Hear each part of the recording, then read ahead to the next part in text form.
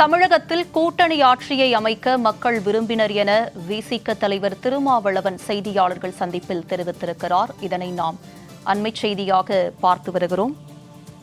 தாவேக அமைச்சரவையில் இடம்பெறுவதற்காக மிக நிதானமான முடிவு எடுத்ததாகவும் விசிக தலைவர் திருமாவளவன் செய்தியாளர்கள் சந்திப்பின் போது தெரிவித்திருந்தார். தாவேக கூட்டணி குறித்து அவர் பல்வேறு விளக்கங்களை அளித்திருந்தார். அதனைத் தொடர்ந்து திமுக கூட்டணியில் இருந்து விசிக விலகலா என்பது தொடர்பாகவும் அவர் விரிவான விளக்கத்தை அளித்திருந்தார். அந்த காட்சிகளை நாம் நேரலையில் பார்த்தோம்.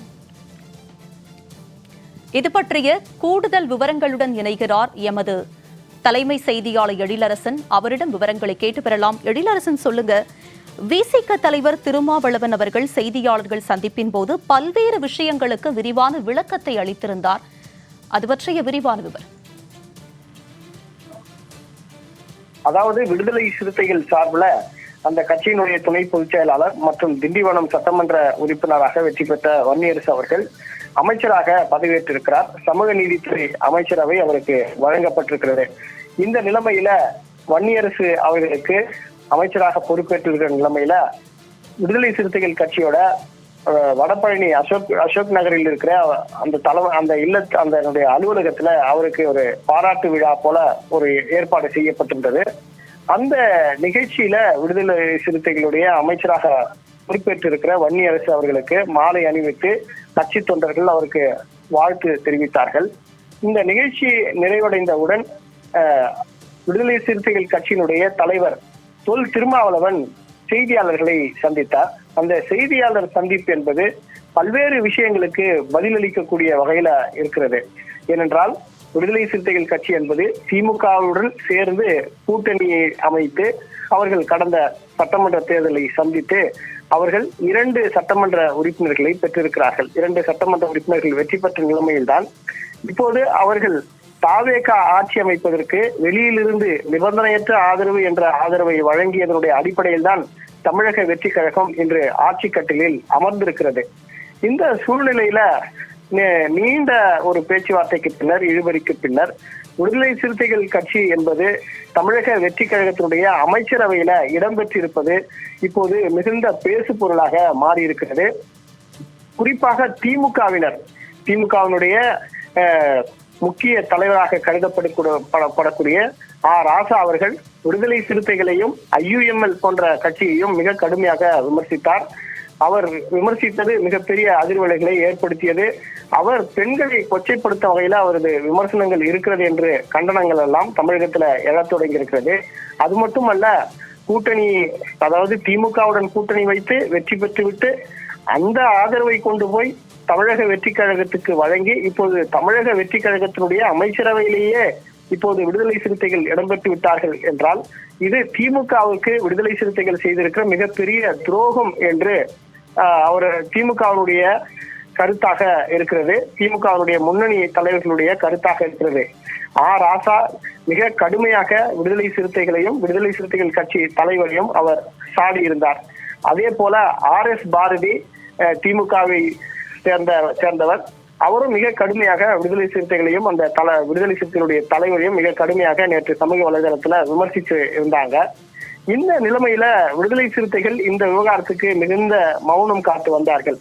இந்த நிலைமையில திமுகவினர் கடுமையாக விடுதலை சிறுத்தைகளையும் விடுதலை சிறுத்தை கட்சியையும் அவர்கள் எடுத்திருக்கிற அந்த நிலைப்பாட்டையும் விமர்சித்து இருப்பதற்கு விடுதலை சிறுத்தைகளுடைய தலைவர் தொல் திருமாவளவன் விளக்கம் அளிக்கும் வகையில தான் இந்த செய்தியாளர் சந்திப்பு நடந்தது. அந்த செய்தியாளர் சந்திப்புல திருமாவளவன் என்ன சொன்னார்னா, நாங்கள் அந்த தேர்தல்ல திமுகவுடன் சேர்ந்து தான் கொள்கை கூட்டணியாகத்தான் நாங்கள் பயணித்தோம். அப்போது மதவாதிகளும் சாதியவாதிகளும் கூட திமுகவில் நாங்கள் அங்கம் வகித்திருப்பதை அவர்கள் விரும்பவில்லை. திமுக விடுதலை சிறுத்தைகள் கூட்டணியை எப்படியாவது உடைத்து விட வேண்டும் என அவர்கள் எனக்கு பல்வேறு பதவி ஆசைகளை எல்லாம் காட்டினார்கள். ஆனால் அதையெல்லாம் தாண்டி நான் திமுகவுடன் கொள்கை கூட்டணியை அமைத்து இந்த தேர்தலை சந்திச்சிருந்தோம். ஆனால் தேர்தல் முடிவுக்கு பின்னர் நிலைமை என்பது வேறு மாதிரியாக இருந்தது. எந்த நேரத்திலும், அதாவது தாவேகாவுக்கு மக்கள் பெருவாரியான வாக்களித்து அவர்களை தனிப்பெரும் கட்சியாக உருவெடுக்க வைத்தார்கள். அதற்கு காரணம் தமிழக வெற்றி கழகம் ஆட்சியை அமைக்க வேண்டும் என்று மக்கள் வாக்களித்து மிகப்பெரிய ஒரு விருப்பத்தை தெரிவித்திருந்த நிலைமையில நாங்கள் அவர்களுக்கு ஆதரவு அளித்து அவர்கள் ஆட்சி கட்டில அமர வேண்டும் என்ற காரணத்தினாலதான் நாங்க அவர்களுக்கு வெளியிலிருந்து ஆதரவு தருகிறோம்னு நாங்கள் மட்டும் அந்த முடிவு எடுக்கல. கம்யூனிஸ்ட் கட்சிகளோடு சேர்ந்து நாங்கள் அந்த முடிவை எடுத்திருந்தோம். இது விடுதலை சிறுத்தைகள் கட்சி மட்டும் தனியாக எடுத்த முடிவு அல்ல. ஏன், தேர்தல் முடிவு மே 4ஆம் தேதி வெளியானது. 5ஆம் தேதி கூட திமுக தலைவர் ஸ்டாலின் அவர்கள் எங்களை அறிவாலயத்திற்கு அழைத்து நாம் அனைவரும் ஒற்றுமையாக இருந்து நாம் செயல்படுவோம் என்று எங்களோடு அவர் தெரிவித்திருந்தார். நாங்களும் அவருடைய கருத்துக்கு உடன்பட்டு விட்டுத்தான் நாங்கள் வந்தோம். ஆனால் நிலைமை என்பது வேறு மாதிரியாக இருந்தது. களச்சூழல், அதாவது தமிழக மக்கள் தமிழகத்துல ஒரு கூட்டணி ஆட்சி அமைய வேண்டும் என்று விரும்பித்தான் தாவேகாவுக்கு வாக்களித்து பெருவாரியான பெரும்பான்மை மிக்க கட்சியாக அதை வெற்றி பெற வைத்திருந்தார்கள். எனவே அந்த கட்சி ஆட்சி அமைக்க முடியாமல் திணறிய போது நாங்கள் கம்யூனிஸ்டுகளுடன் இணைந்து திமுகவோட அனுமதியோட நாங்க இந்த ஆதரவை நாங்க வழங்கியிருந்தோம். ஆனால் அதன் பிறகாக தாவேகாவுடைய தலைவர் விஜய் அவர்கள் நேரில் எங்களை சந்தித்து விடுதலை சிறுத்தைகள், IUML போன்ற கட்சிகளும் கூட அமைச்சரவையில இடம்பெற வேண்டும், பங்கெடுத்துக் கொள்ள வேண்டும்னு அவர் வலியுறுத்தி இருந்தாரு. அது தொடர்பாக நாங்கள் கட்சி முன்னணி நிர்வாகிகளிடத்திலும் உயர்மட்ட குழு இடத்திலும் நாங்க ஆலோசனை நடத்தினோம். அந்த உயர்மட்ட குழுவில ஆலோசனையின் போது அந்த கூட்டம் என்பது 2 மணி நேரத்துக்கு மேலாக நீடித்தது. அப்போது கட்சியினுடைய முக்கிய நிர்வாகிகள் எல்லாம் என்ன சொன்னாங்கன்னா, உங்களுக்கு வேண்டுமானால், அதாவது இந்த கட்சியினுடைய தலைவர் திருமாவளவனுக்கு வேண்டுமானால் தாவேகா அமைச்சரவையில இடம்பெற வேண்டாம் என்று கொள்கை ரீதியான ஒரு முடிவு இருக்கலாம். ஆனால் இது நீண்ட நெடிய விடுதலை சிறுத்தைகளுடைய நீண்ட நெடிய கோரிக்கைக்கு கிடைத்திருக்கிற ஒரு வாய்ப்பு. விடுதலை சிறுத்தைகளுடைய நீண்ட நாள் கோரிக்கை என்னவென்றால் ஆட்சியிலும் பங்கு, அதிகாரத்திலும் பங்கு என்ற ஒரு கொள்கை கோரிக்கை. அந்த கோரிக்கை நிறைவேறுவதற்கு இந்த சமயத்தை நம்ம பயன்படுத்திக்கணும். அதனால விடுதலை சிறுத்தை கட்சியை சேர்ந்த சட்டமன்ற உறுப்பினர் ஒருவர் தாவேகாவினுடைய அமைச்சரவையில பங்கெடுத்துக் கொள்வதற்கு திருமாவளவன் அனுமதிக்க வேண்டும்னு கட்சி நிர்வாகிகள் எல்லாம் வலியுறுத்தினாங்க.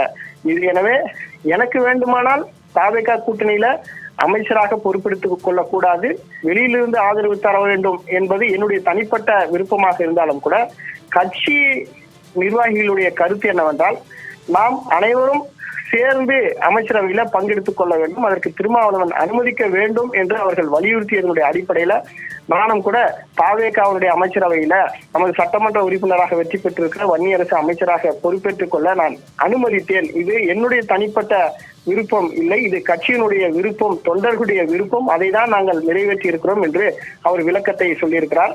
அது மட்டுமல்ல, தேர்தலுக்கு பிறகு காங்கிரஸ் கட்சி தாவேகாவிற்கு முன்வந்து ஆதரவு வழங்கியது. தேர்தலுக்கு பிறகாக திமுக கூட்டணியை காப்பாற்றுகிற வலிமை என்னிடத்தில் இல்லை என்ற விளக்கத்தையும் அவர் வழங்கியிருக்கிறார்.